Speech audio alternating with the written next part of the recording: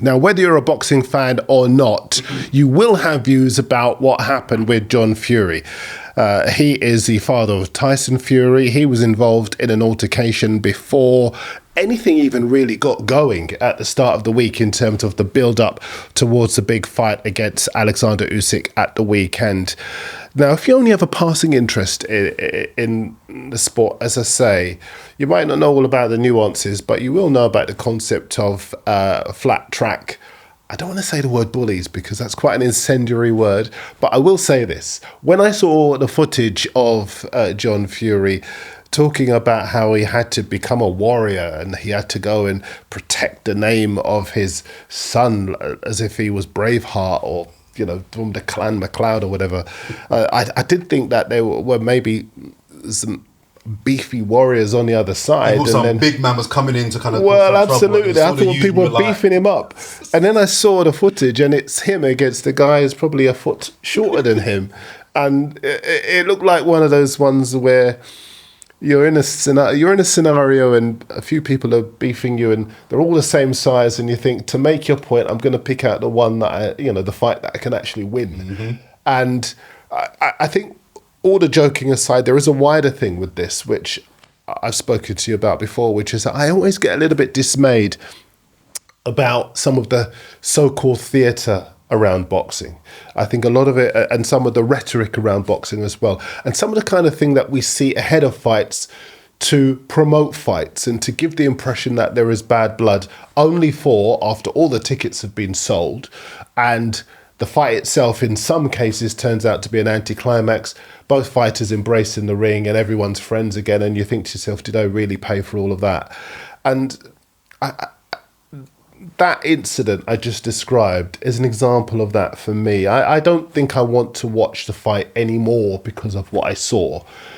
And I don't know, you're more of a boxing aficionado than I. Where do you stand? I wouldn't say aficionado, but my position is that it felt a little bit like a man was trying to... I mean, John Fury, Tyson Fury's dad, is a man that isn't really scared of cameras and he embraces, sometimes seeks attention. I think the point you made earlier on is key in that the tickets have been sold for the fight, so do you have to sell it anymore? But then they may feel that there's some more I don't know if it's on pay-per-view or whatever, there's some more, casual fans to maybe draw into this. And because of the whole Fury... I think they've got a series on BBC and Netflix. John Fury, to some non-boxing fans, may be seen as a kind of crossover figure that I recognise him. I watched him on that series. That's Tyson Fury's dad. If he's doing stuff that makes headlines, I'm a little bit... I think we're on the same page in the sense of the dumbing down of selling fights with these sort of antics has hit an all-time low. The days of Muhammad Ali, and again we've referred to the days where a man could sell a fight outside the ring with wit, with intellect, and jousting and poking at someone that just didn't quite cross the line. It was close to the line, but it didn't quite cross the line. Them days are done. You see, and look, if you're watching this and you've got a view on this, and you can actually give us an example of when someone's used charisma, the kind of thing that actually could draw you in. Give us an example of that in the comments, because I'd be very interested. I knew growing up, just from stuff like Prince Nassim, I used to always see that kind of character, charisma. Chris Eubank, people wanted to see him knocked down, but he was a guy that had charisma in interviews, and he came across in a really positive way. Obviously, you go back to the obvious ones like Muhammad Ali, float like a butterfly and sting like a bee, and some of the relevant, even more relevant things he used to say about fighting in the army and why he refused to do so. This is a guy with a real social consciousness that transcended boxing, transcended sport. I don't see any of that from maybe the generations. To be fair to boxers, maybe Ali was the anomaly. Maybe Ali is the extreme example of someone who had the full package. Intellect, humour, wit, social conscience, and could fight. There's no one else that really ticks all those boxes. You mentioned Prince Nassim Hamid. He had charisma, he had personality, but I think when we're putting those kind of guys in the same bracket as Muhammad Ali, I think we're kind of stretching a little bit. Fair, so maybe Muhammad Ali is the unfair example because he's such an anomaly. But we've seen in recent years, tables being thrown, bottles being thrown, all this sort of stuff. And that may be down to genuine bad blood between two fighters. I'm not even sure if any of those examples of press conference or weigh-in exchanges does make me want to watch the fight any more or any less. If I'm going to watch the fight, I'm going to watch it anyway. If I see somebody do a madness the week leading up to the fight, I don't know if for me personally makes me think, oh, no, I want to watch that fight now. I don't know. I think what it does do, it helps people's brand. So I think for Muhammad Ali... Does it really, Jay? I think if you're somebody like Prince Nassim Hamid, for example, if you're someone that has a little bit of a swagger about you, has a bit of personality about you, I'm not sure if it makes more people want to watch the fight, but I do think it makes people think, he's cool. He's got a bit of something about him. I think it helps their personal brand. I don't know if it helps shoot ratings in that final week of viewing figures through the roof necessarily. But bringing it back to John Fury, look, was he being performative, or was he genuinely just looking for a fight and looking for trouble? I don't know. I don't particularly... I don't really care for Tyson Fury or his father. He was fighting a guy that was half his size, and he ended up bleeding. He was the one that ended up with blood on his face. Absolutely. So who looks to clown? I just think sport, not just boxing, sport loves charisma. Sport loves mavericks, people who are honest and open and themselves, but not in a confected way. Snooker is the poorer for the decline, some would argue, of Ronnie O'Sullivan, although I still think he's a genius who, if he actually fancies winning a snooker tournament, he will win it. That's how good he is. And I think you could look at a variety of sports where there are individuals that stand outside of that sport because they have the charisma to articulate themselves well. They can address different issues that relate to their sport, but also relate to the world around them. And then you have masters of their craft, people who are, if you put them in the sporting arena, whether it's the track, the ring, the pitch, whatever else, they're exceptional. But there's nothing about them outside of the ring. And I think boxing has that at the moment.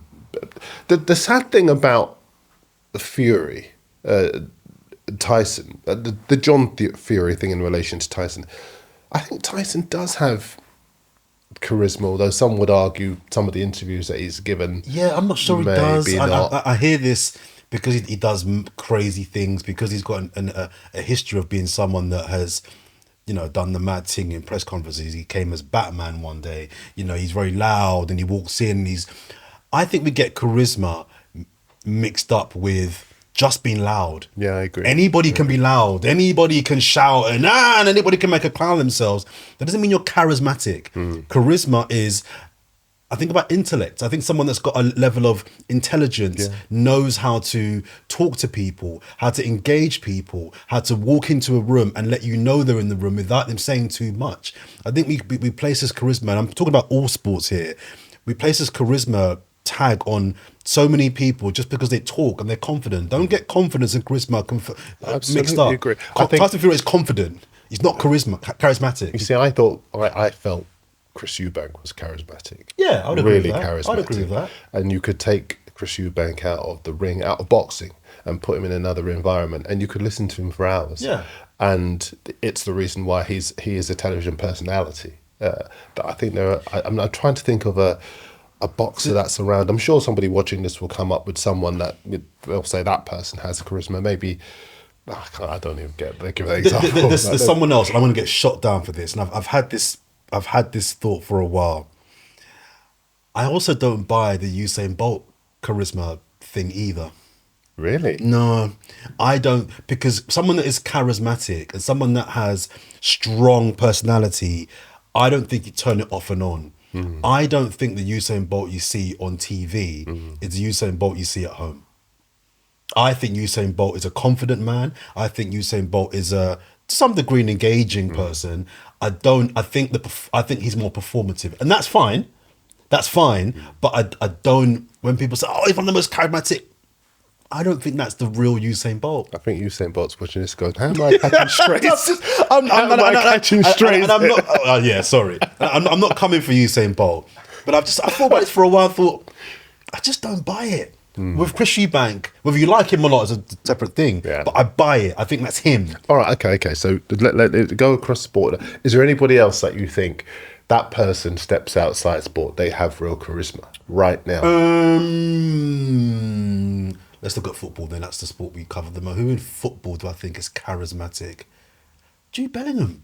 Yeah. I think Jude Bellingham has a really quiet charisma about him. Yeah. He doesn't shout too much, but he's got personality. James Maddison, very good interviewee, somebody who can laugh. He's very honest. I loved. Listen, the honesty, we're mixing charisma and confidence. I don't know. I think that he can laugh at himself. He can laugh at other people. Yeah, he can. Is that charisma?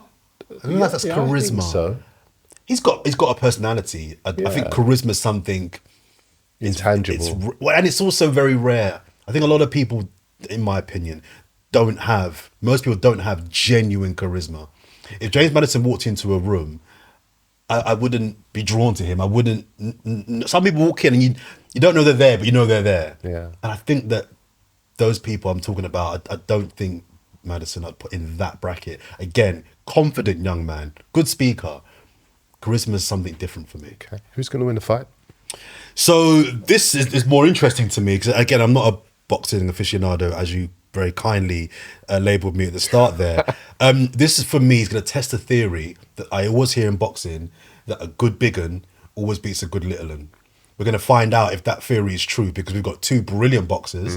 They're both technically very proficient fighters and boxers.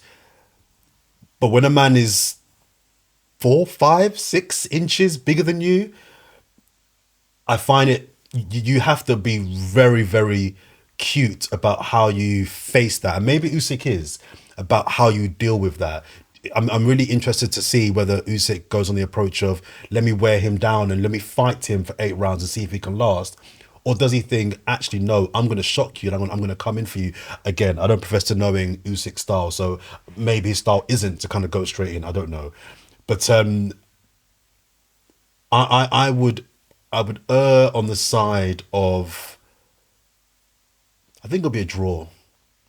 You're sitting right on the fence. I am, and I never sit on the fence. I never sit on the fence. I think it'll be a draw, which I think is the worst result.